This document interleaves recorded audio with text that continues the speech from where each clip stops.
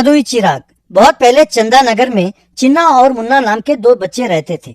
दोनों साथ साथ स्कूल जाते थे और साथ साथ खेलते थे।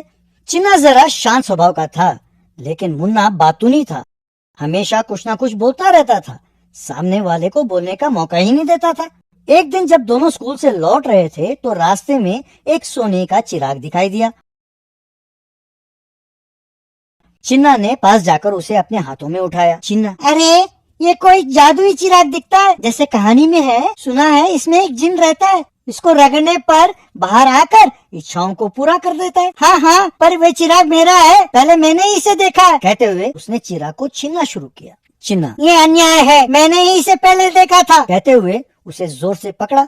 दोनों के इस खींचातानी में चिराग के अंदर का जिन बाहर निकला। जिन, मुझे बाहर निकालने के लिए धन्यवाद, क्योंकि आप दो, इसलिए मैं आप दोनों को एक एक वर दूंगा। किसे क्या चाहिए आप ही तय करें। कहते हुए उसने हवा में अपना हाथ घुमाया और एक छोटी सी डिबिया और सोने से भरा एक थैली प्रकट हुआ। जिन ने कहा, इन दोनों के बारे में बताता हूँ, सुनो।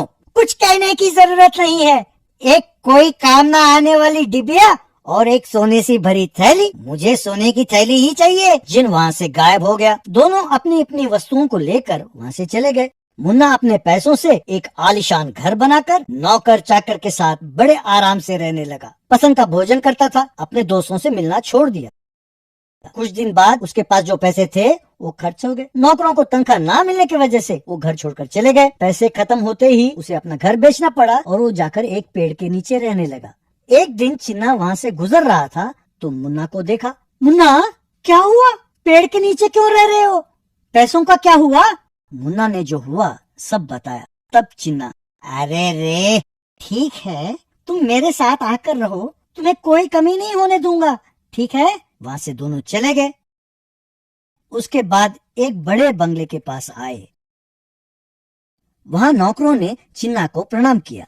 चिन्ना, क्या ये तेरा घर है? बहुत बढ़िया है। उस दिन लालच में आकर मैंने सोने की थैली ले लिया था, पर तुमने तो डिब्बा लिया। पर क्या था उस डिब्बे में? मैंने उस दिन जब डिब्बा खोला तो उसमें एक कागज था। उसमें लिखा था कि जब भी तुम डिब्बा खोलोगे उसमें सोने के सिक्के मिलेंगे। इस तरह जब भी मुझे पैसों की जरूरत होती है तो मैं डिब्बा खोलकर सिक्का निकाल लेता हूँ। इसी तरह धीरे धीरे से ये सब कुछ बनाया है। अरे, उस जिन की पूरी बात ना सुनकर मैंने गलती की, इसीलिए ऐसा हुआ।